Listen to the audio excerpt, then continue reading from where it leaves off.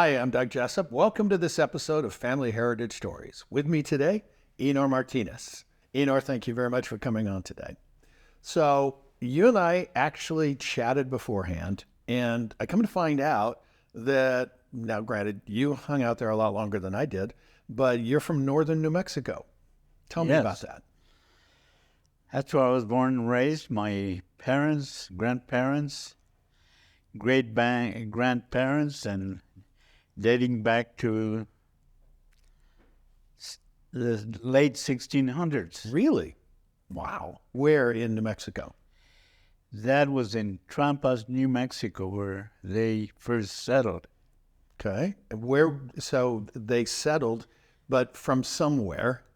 And your name actually is common in a particular country, which is? Northern Spain? Okay, so your people immigrated from northern Spain. No. No?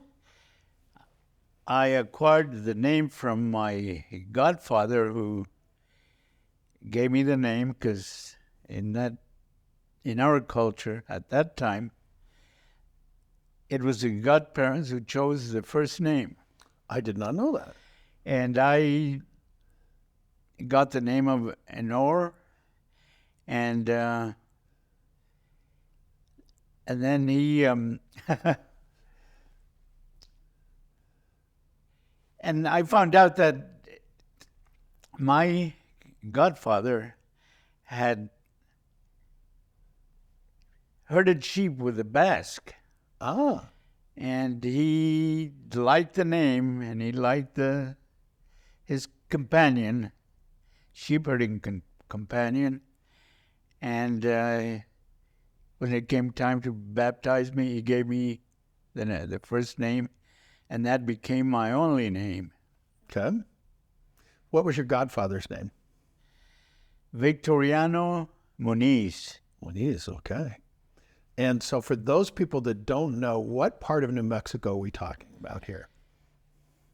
It is north of Santa Fe, between Santa Fe and Taos, New Mexico. Beautiful area. All mountainous. So why do you think your family chose that area to settle into? They apparently like the valleys that are surrounded by mountains and felt that was a good soil to farm. So they had a lot of sheep, livestock, and then they planted a lot of not just vegetables, but wheat, oats, corn, and so it was pretty well-rounded farming that they did. So what kind of things did you do on the farm as a kid? I did it all. I milked cows, fed the animals, livestock, and that was pretty tough Oh, yeah. during the winter time, especially, because winters there can be severe. Some of the worst winters in that area were in the late 40s. Okay. Now, I remember that well.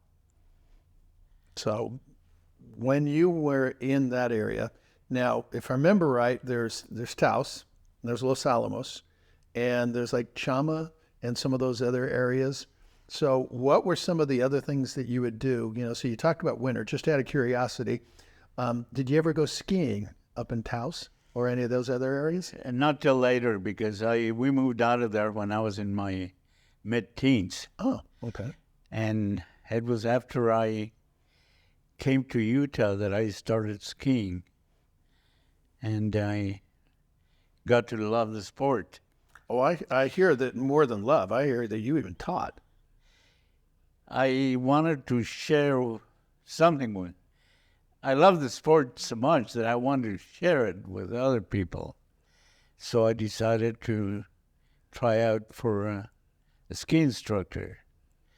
And I was able to get trained and become a ski instructor, and I taught part-time for 25 years, Wow. and then 10 years full-time after I retired. Do you remember the first time you got on skis? Yes, the very first time was in our backyard. There were about 6 inches of snow. I put on a pair of skis, and I tried the static maneuvers that I had learned from a book. And then I could hardly wait to go and get started. So when I got started, there was about 6 inches of powder, and I just fell in love with it from then on. Do you remember the first ski resort you actually went to? The first resort I ever went to was Brighton, and that's one of the oldest, possibly the oldest, besides Alta, in the area of Salt Lake City. So since you've been an instructor for a lot of years, okay, I admit I've never been on skis, okay?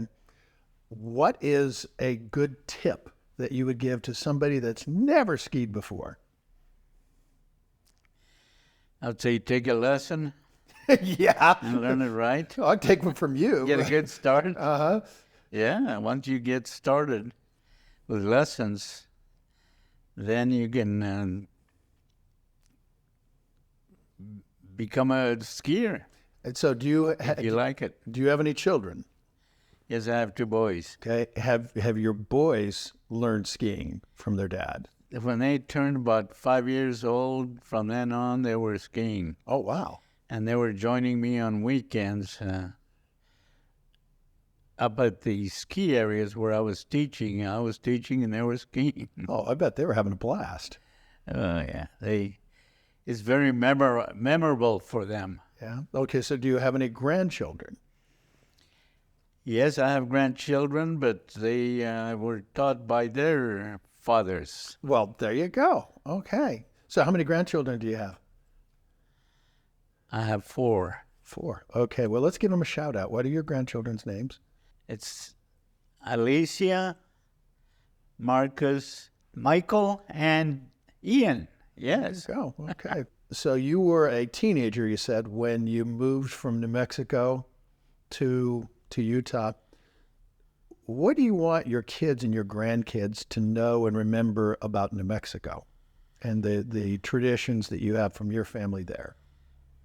Well, we still own property there, and I make it a point, since I love to go there and spend part of the summer there, I love to take them there, and by now they have become very enchanted with northern New Mexico, and they really look forward going to the property we own there, and because it's up in the mountains, 8,000 feet, and very green, surrounded totally by mountains, all 4 sides, and so it's a very great way to spend part of the summer. Well, it is the land of enchantment. I mean, it is the state motto.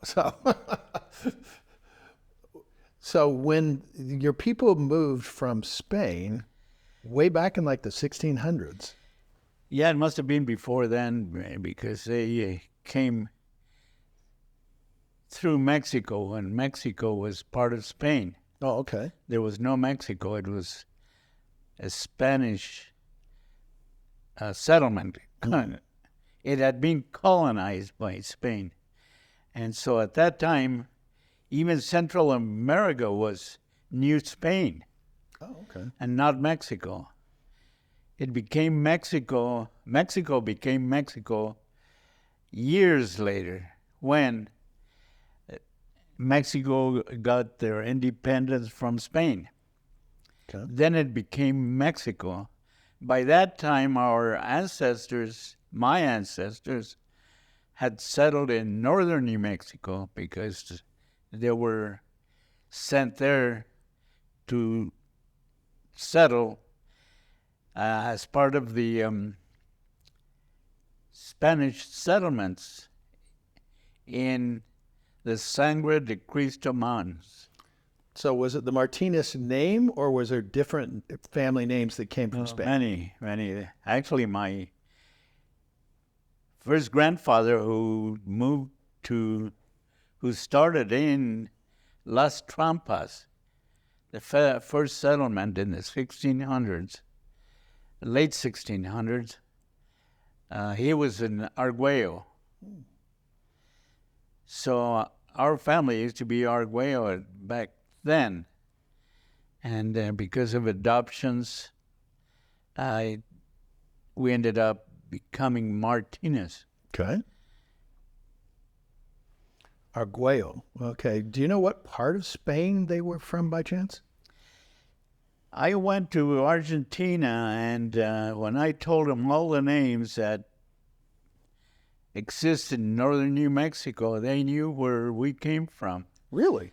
Because Spain also got a lot of settlers from a certain part of Spain, and that was Galicia.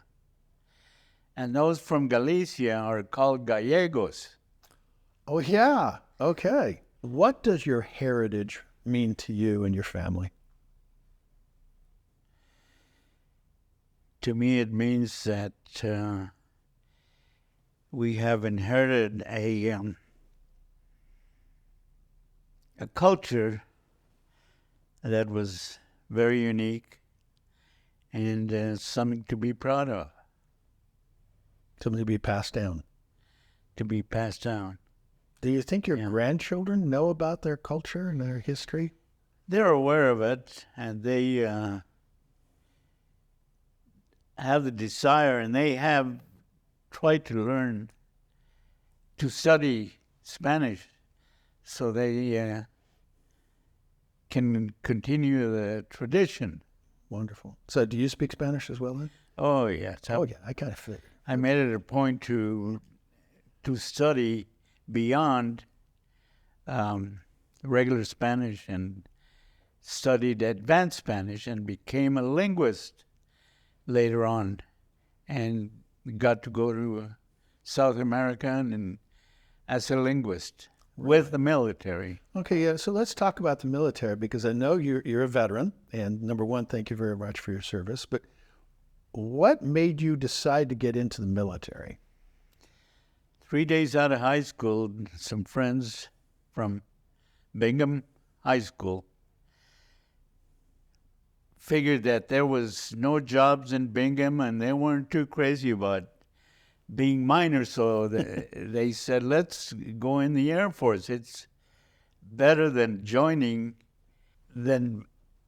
ending up in fighting in a war. Mm-hmm. Because the Korean War had was just over, and we wanted to see if we can get a career in the Air Force, and we ended up pretty much following that career, the four of us. Oh, wow. And that's unusual. Yeah, so you guys were together? We were together. Once we left basic training, we were sent to different technical schools, and from there on, we hardly ever saw each other again. Mm. So where did you end up going technical school-wise? I went to technical school in Chanute Air Force Base in Illinois as a jet engine mechanic. Whoa. Wow. Okay, so this would have been about what year, roughly?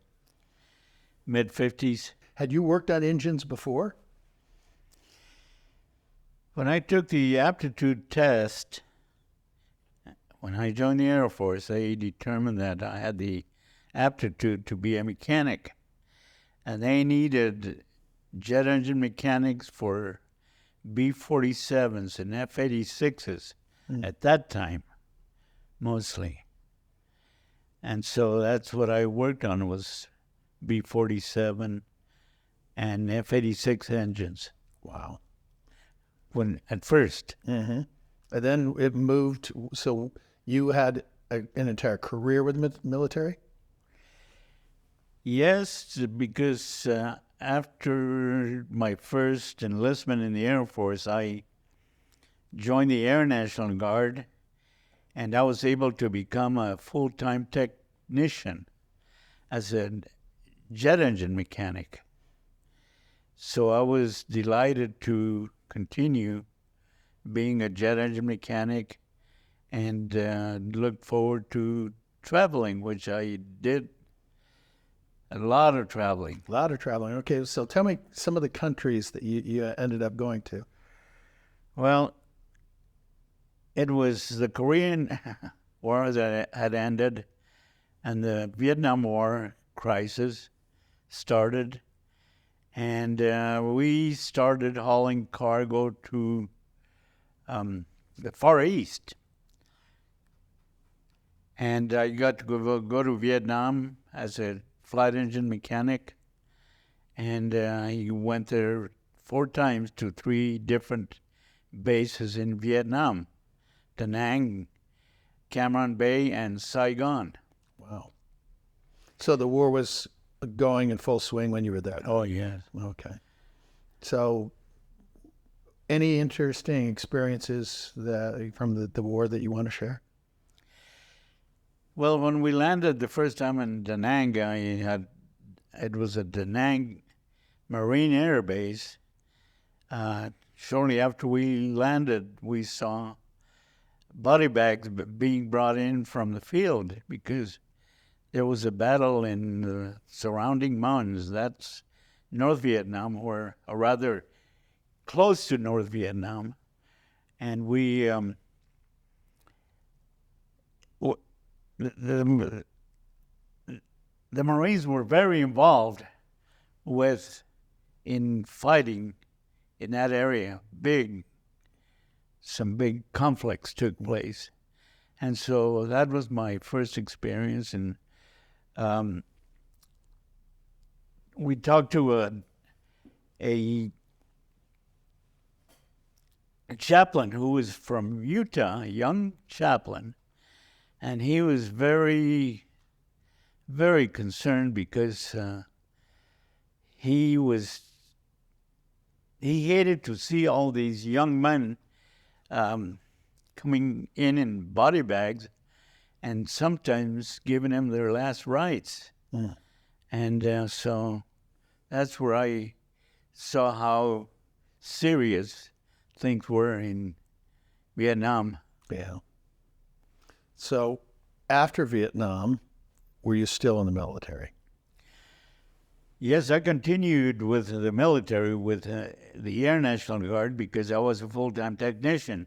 And I was placed on active duty every time we went on flights or went on temporary duty.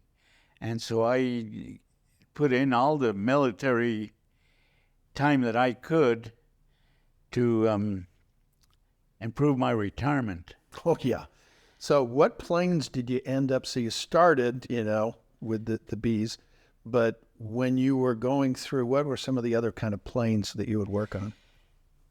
When I first joined the Air National Guard after the Air Force, they had the mission of jet fighters.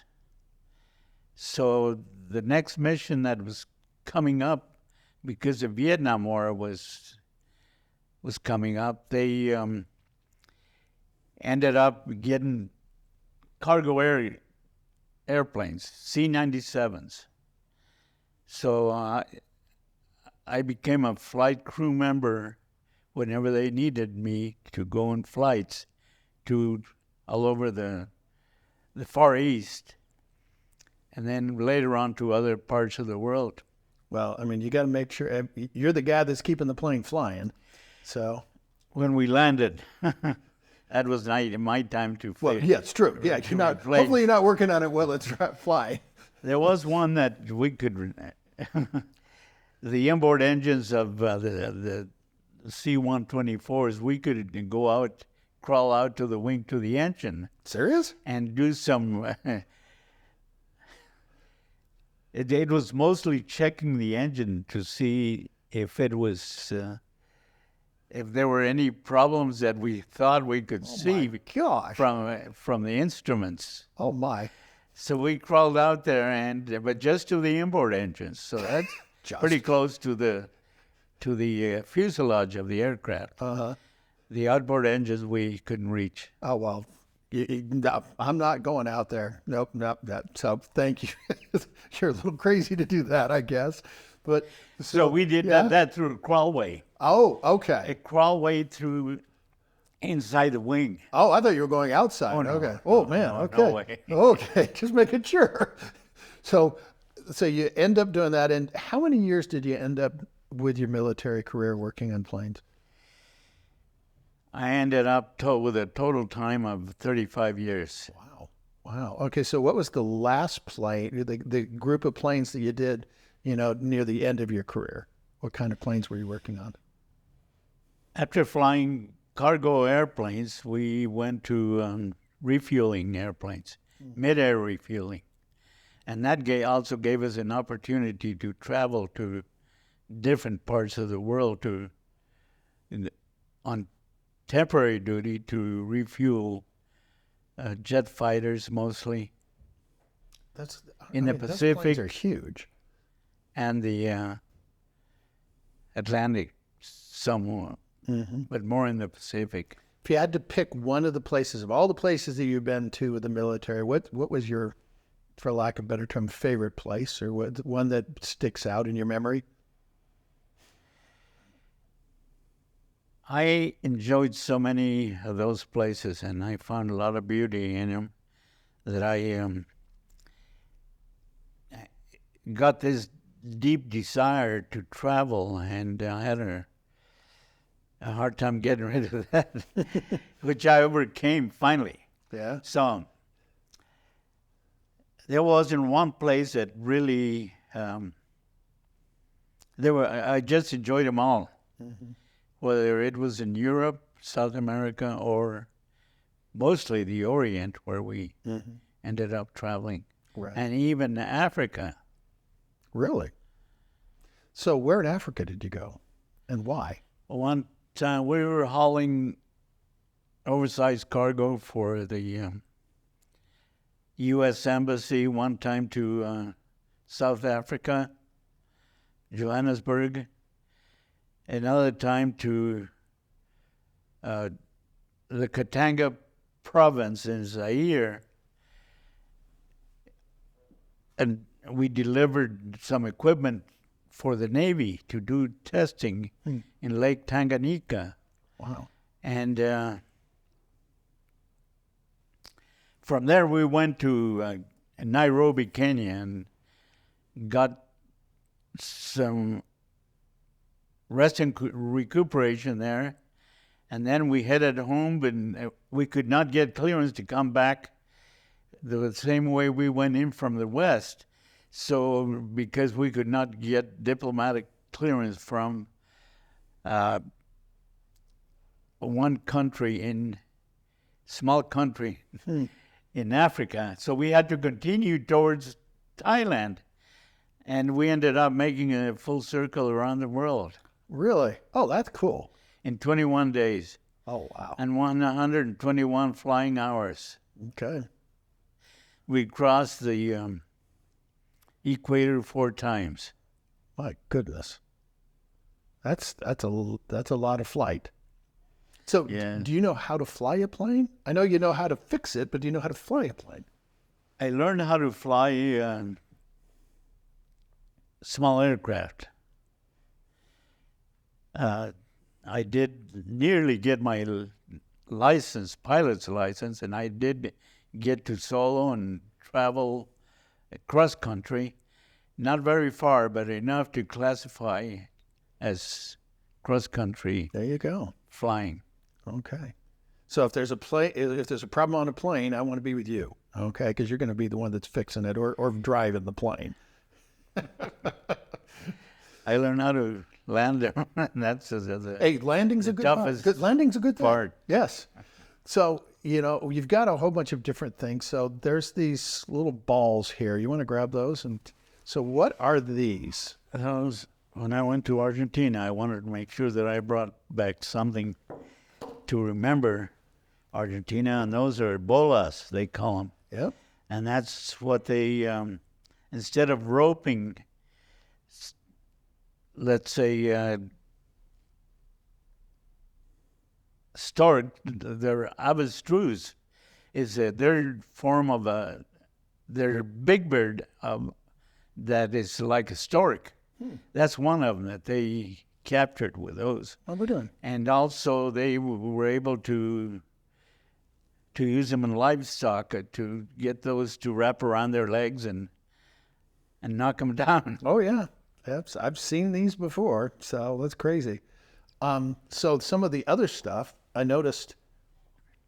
These are beautiful. So what is the story?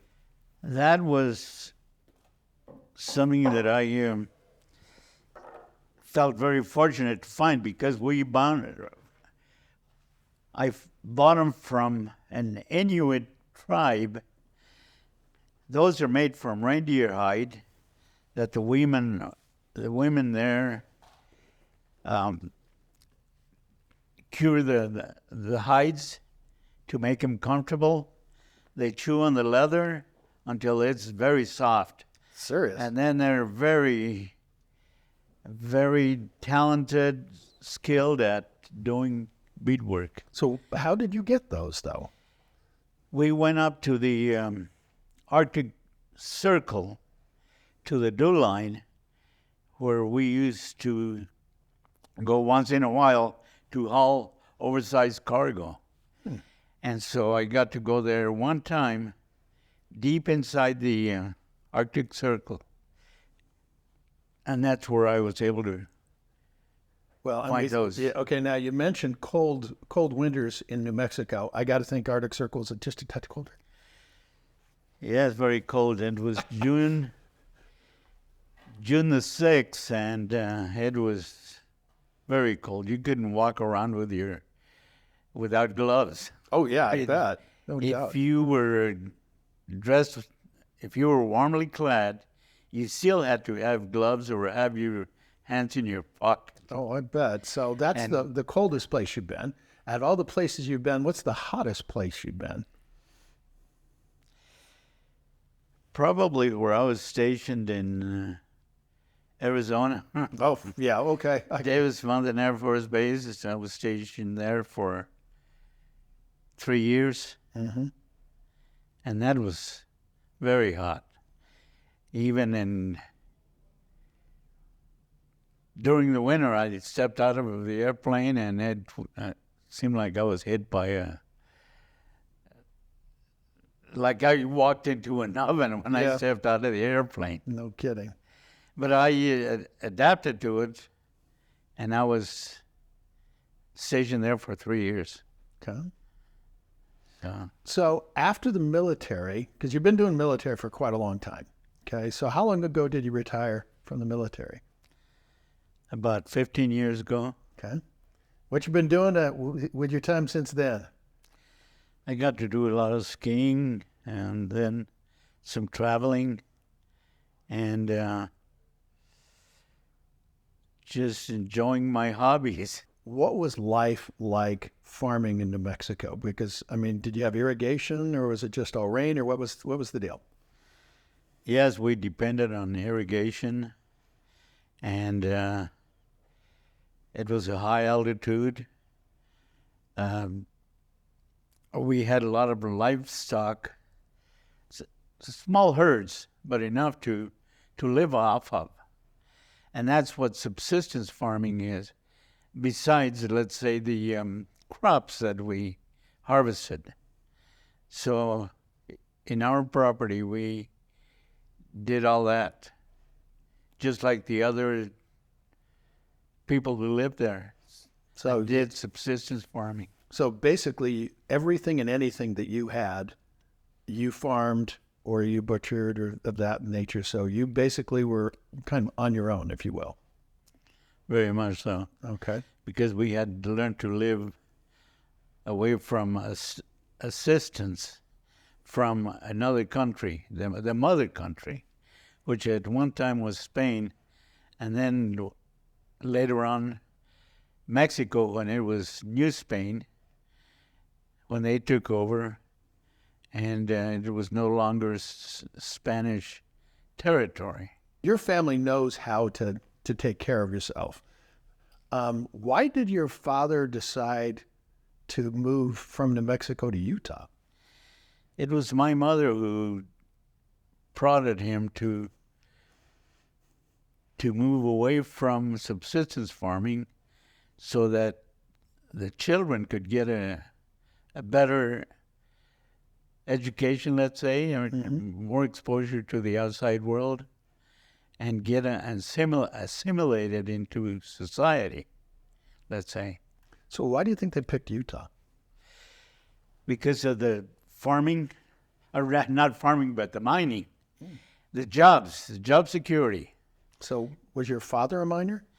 Yes, he was. He retired from mining after working many years in Bingham Canyon, in the open pit of Bingham Canyon. So what? Copper mine. Copper mine. Okay.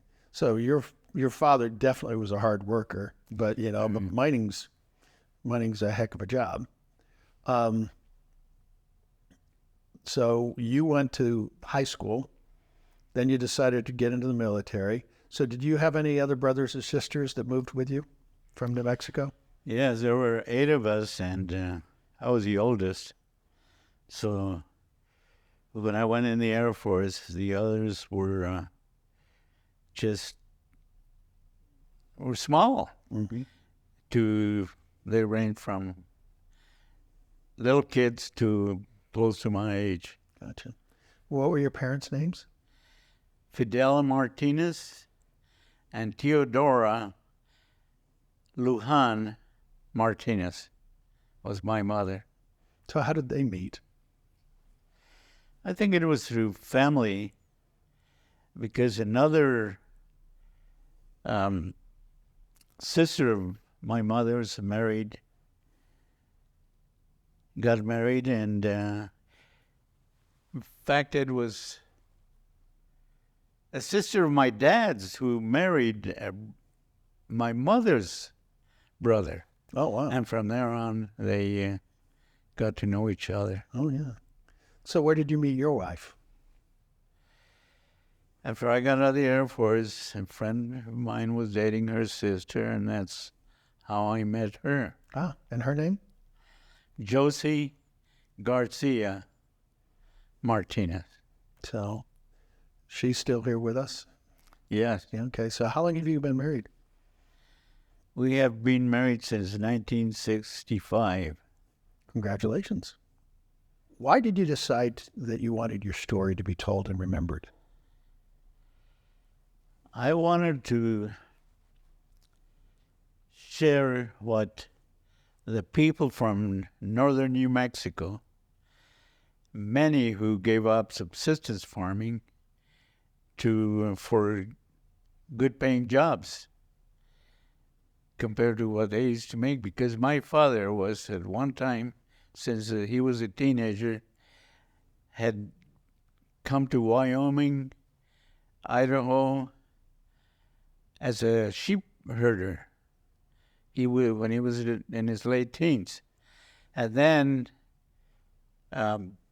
he became a miner in coal mining. And that was where he got miner's consumption, and he ended up dying from having worked in the coal mines. Right. So he suffered. While he was working up at Kennecott in Bingham, he was ailing from miner's consumption, they call it. So with your sons, you have 2 sons. Their names? Vincent and Terry. So are Vincent and Terry miners or in the military? No, they wanted to kind of follow what I did. Vincent went in the Air Force with the Air National Guard, and he became a fireman, and that's what he ended up doing the rest of his life, what he's been doing. Okay. And the other one, took a different path, and he is working in realty. Yeah, so he's not a realtor, but he works for a firm that does realty work. So if I had your grandchildren here, okay, how would they describe Grandpa? I think that they admire the things that I've done, having traveled a lot and being a ski instructor. And as I was a ski instructor and I had traveled a lot, I wanted to make sure that I learned some of the other languages so that I could really enjoy going to these countries. So I learned German and French, and of course I improved my Spanish and took a lot of upper division classes, and I also studied Portuguese. Oh, wow.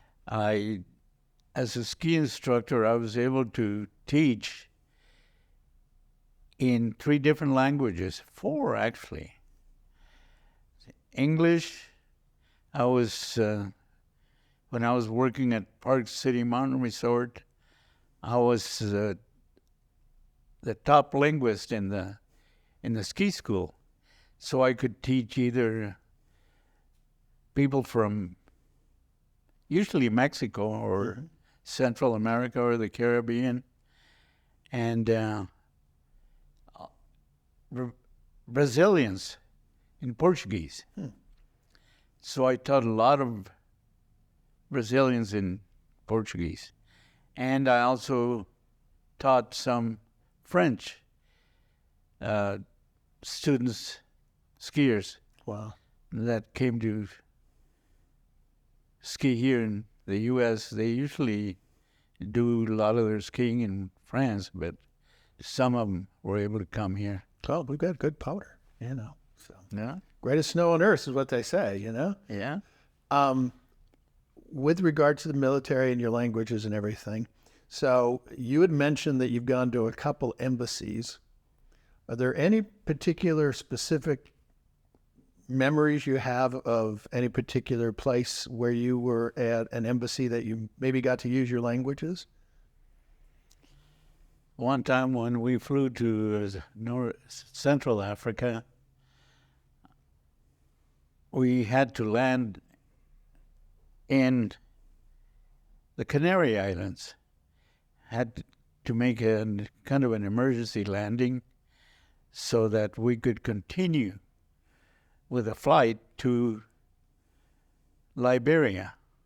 So we stopped there, and I did the maintenance on the engine so we could get out of there and continue our flight to Liberia. Did you go to Tenerife, or is that where you were? Yeah. One of my favorite places. Beautiful. Oh, you have been there? Oh, yes. Beautiful. Black beaches. Black sand beaches. Oh, I love it. It's all volcanic. Mm-hmm. Yeah. Yeah. I have to admit, that's one of my favorite vacation spots, just saying. Okay. Yeah. If one of the grandkids came up and said, "Hey, Grandpa, we get to go on a trip anywhere in the world. I want you to take us," where would you take them? I would probably take him to a Latin American country like, let's say, Argentina, Brazil, or Chile, Okay. because I know those countries fairly well. And I know and understand well their dialect. Yeah, it's always nice to be able to understand. Have you had a chance to go back to Spain where your people were from? I've gone to central Spain, and I've always wanted to go to Galicia, which is in the northwestern part of Spain, to see what what the people there really are like, how much it has changed since. It'd be interesting to go back in time and wonder why somebody that was in Spain back in the 1600s decides, hey, let's go across the ocean to this place we've never been to and, go be farmers. It makes me wonder why they did that. Well, Spain itself continued as farmers till, let's say, the Second World War. There was a lot of farming in Spain. And I have photos of people who threshed their crops, and they did it just like we did. By using livestock to thresh. Yeah. Some things just stay the same. So out of all the things, so we've got, we've got the hats. Okay, let's go a little bit through. We're going to kind of do a speed thingy. Okay, so we've got hats. Aircraft engines. Okay, we've got aircraft engines. Got the Air Force. Okay, here we go. The veteran ski instructor, okay. Oh, okay, F-16 Falcons. You've gotten to work on F-16s? Yes, at Hill Air Force Base just before I truly retired. I worked just as a civilian at Hill Air Force Base, and I worked there on several different kinds of engines. The F-16 engine, the C-130 engine. How much have engines changed from when you started to when you retired? There is no comparable. They don't compare at all. The old engines, they were gutless compared to what there is available now. They're very powerful engines nowadays. Is the repair much different from a The mechanic standpoint? repair on jet engines anymore is a lot of remove and replace. And they have made it easier to remove those units, the accessories that we end up replacing mostly. And it's a lot of that, remove and replace. So before it would have been fixing, trying to keep the thing.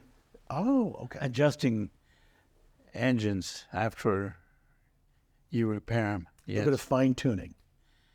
Fine tuning, yes. Okay. So, actually, we've got two more hats here, okay? So we've got Alta, okay, ski instructor. And, okay, military aircraft commander. What does that Airlift. Oops, excuse me. Yeah, Military airlift commander. What does that mean? that means military airlift command is a command that of the Department of the Air Force that hauls equipment, transports Gotcha. equipment all over the world, cargo. Yeah, all over. So, yeah, you put FedEx to shame. I mean, you're the precursor. So that's fun. Or you're a man of many hats. Okay. And which, considering I'm the TV hat man, I appreciate. So, okay, so we got your favorite hats here with the Air Force and with skiing and such. You've done a lot of things. And you've definitely made your mark on the world. I mean, you've got, your military career. You've traveled the world. You have 2 sons. You've got, was it 4 grandkids? Mm-hmm. And then you've been married for a long time. You've left a mark. Now, to me, Jessop's journal, this is my journal, one of my journals. I'm going to have you sign this because it's my autograph book. I got to get your autograph. But it's the last question I like to ask everybody. To me, life kind of comes with scars. Okay, it's marks. It makes us who we are. So, how do you want to leave your mark? I want to be remembered as having tried many things and that I was able to accomplish everything I endeavored. And I have enjoyed many many things in life having to do with my vocations. And I think languages would be one of the things that I would like to be known, that I always loved languages, and that I was able to become a linguist, and even a linguist for the military as well, and a linguist in skiing. So those were I figure, my strongest points in all the work I did. That besides being an aircraft engine mechanic, languages has been my main passion, besides the work I did on airplanes.